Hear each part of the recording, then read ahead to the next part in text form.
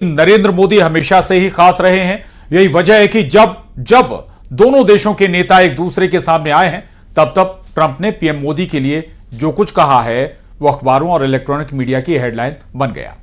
और इस बार भी कुछ ऐसा ही हुआ है। व्हाइट हाउस में दोनों देशों के दिग्गज नेताओं के बीच हुई इस मुलाकात ने भारत और अमेरिका के बीच रिश्तों की नई बुनियाद रखने का काम किया है। It's a great honor to have Prime Minister Modi of India. He is a great friend of mine for a long time. ये तस्वीरें व्हाइट हाउस में एक नया इतिहास बनाने की हैं। ये तस्वीरें दो दिग्गजों के बीच रिश्तों की नई इबारत की हैं। ये तस्वीरें महाशक्तियों के महामिलन की हैं। ये तस्वीरें बताती हैं कि प्रधानमंत्री नरेंद्र मोदी और राष्ट्रपति डोनाल्ड ट्रंप की केमिस्ट्री क्या है, और इसी केमिस्ट्री की बदौलत भारत और अमेरिका में बेहद अहम फैसले हुए हैं। अमेरिका भारत में पहला अहम फैसला है रडार से बचने वाले F-35 फाइटर जेट को लेकर डील। दूसरा अहम फैसला ऑटोनॉमस सिस्टम इंडस्ट्री अलायंस यानी एशिया की शुरुआत, जिससे रक्षा और ऑटोनॉमस सेक्टर में अवसर पैदा होंगे। तीसरा अहम फैसला भारत अमेरिका के बीच IMEC कॉरिडोर, जो भारत से होते हुए मिडिल ईस्ट और यूरोप तक जाएगा और बाद में इससे अमेरिका भी जुड़ेगा। चौथा अहम फैसला है भारत के लिए न्यूक्लियर एनर्जी का रास्ता खोलना। इस फैसले से देश को स्वच्छ, सुरक्षित और सस्ती बिजली मिलेगी। पांचवा अहम फैसला है ऊर्जा समझौता। ट्रंप ने कहा है कि अमेरिका भारत के लिए ऑयल और गैस का सबसे बड़ा इंपोर्टर बनेगा। छठा अहम फैसला है आतंकवाद के खिलाफ साझा लड़ाई। ट्रंप ने कहा है कि दोनों देश कट्टरपंथी आतंकवाद के खिलाफ मिलकर काम करेंगे। सातवां और सबसे अहम फैसला कि अमेरिका ने 26/11 हमले के मास्टरमाइंड तहव्वुर हुसैन राणा को भारत को सौंपने का फैसला किया है।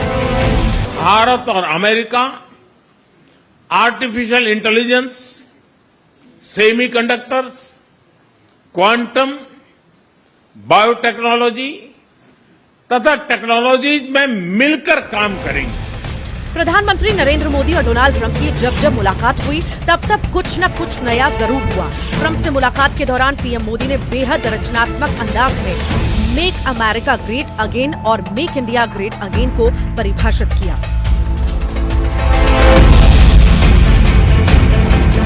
भारत का मतलब मेक इंडिया ग्रेट अगेन यानी मिगा। जब अमेरिका और भारत साथ मिलकर काम करते हैं यानी मागा, मागा प्लस मिगा, तब बन जाता है मेगा पार्टनरशिप फॉर प्रॉस्पेरिटी। दुनिया डोनाल्ड ट्रंप को एक ऐसे नेता के तौर पर जानती है जो अपने मन की करते हैं, जो ठान लिया वो किया। यानी ट्रंप की पहचान एक ऐसे नेता की है जिन्हें कूटनीतिक बातों में उलझाना आसान नहीं। लेकिन जब ट्रंप नरेंद्र मोदी से मिलते हैं तो उनकी यही पहचान बदल जाती है। वो मोदी से एक ऐसे नेता की तरह मिलते हैं जिनसे न सिर्फ उनका गहरा राजनीतिक रिश्ता है बल्कि एक भावनात्मक जुड़ाव भी है। आप जरा ये तस्वीरें देखिए। वीडियो में देखा जा सकता है कि प्रधानमंत्री व्हाइट हाउस में विजिटिंग नोट लिख रहे हैं। इसके बाद उन्होंने जब उठने की कोशिश की तो ट्रंप ने खुद आगे आकर उनकी कुर्सी खींची ताकि मोदी को दिक्कत ना हो। Mobil. Mr. President, you spoke about Prime Minister Modi as a tough negotiator. Who was a tougher negotiator today and who has a better negotiating tactic when it comes to tariffs? Oh, he's a much tougher negotiator than me, and he's a much better negotiator than me. There's not even a contest. Okay?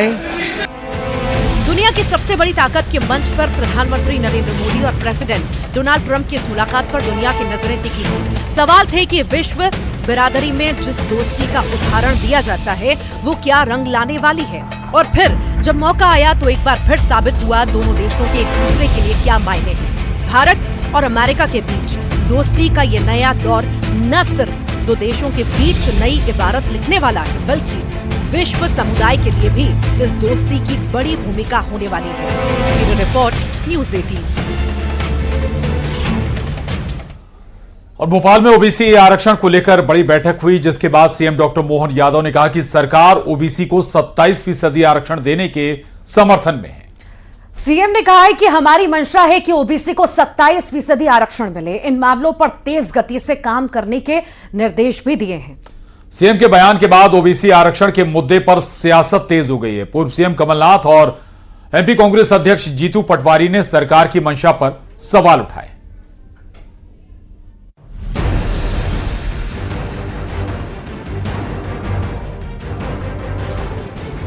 Madhya Pradesh में लंबे समय से लंबित OBC आरक्षण को लेकर CM doctor Mohan Yadav का बड़ा बयान सामने आया है। सीएम का कहना है कि सरकार ओबीसी को 27% आरक्षण दिए जाने के समर्थन में है। इन मामलों को लेकर सरकार तेज गति से काम कर रही है।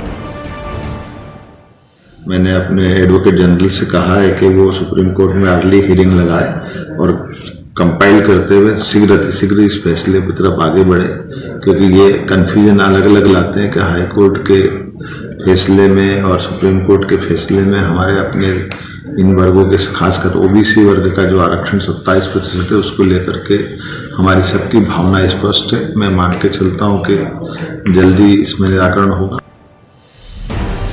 वहीं सीएम के बयान के बाद मामले में सियासत तेज हो चुकी है। एमपी कांग्रेस प्रदेश अध्यक्ष के साथ पूर्व मुख्यमंत्री कमलनाथ ने सरकार की मंशा पर सवाल उठाए हैं। कमलनाथ ने पोस्ट कर सरकार पर हमला बोला। कमलनाथ ने कहा कि बीजेपी की सरकार सिर्फ जुमलेबाजी कर रही है।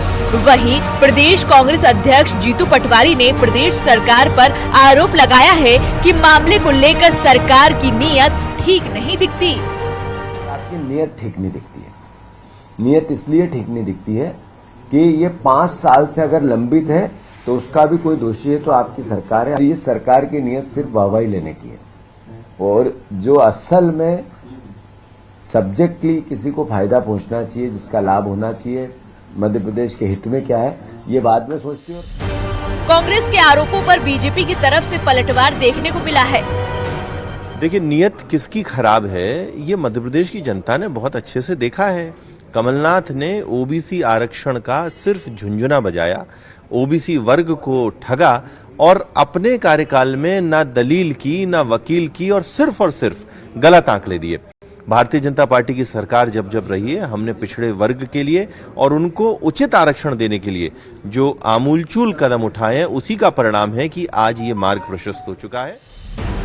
बता दें कि सुप्रीम कोर्ट में मध्य प्रदेश में ओबीसी को 27% आरक्षण दिए जाने पर वर्तमान में 75 याचिकाएं लंबित हैं। शुक्रवार 7 फरवरी को 22 मामलों की सुनवाई करते हुए सुप्रीम कोर्ट ने सभी लंबित 75 याचिकाओं की सुनवाई 14 फरवरी को करने का निर्देश दिए हैं। Bureau report, news 18।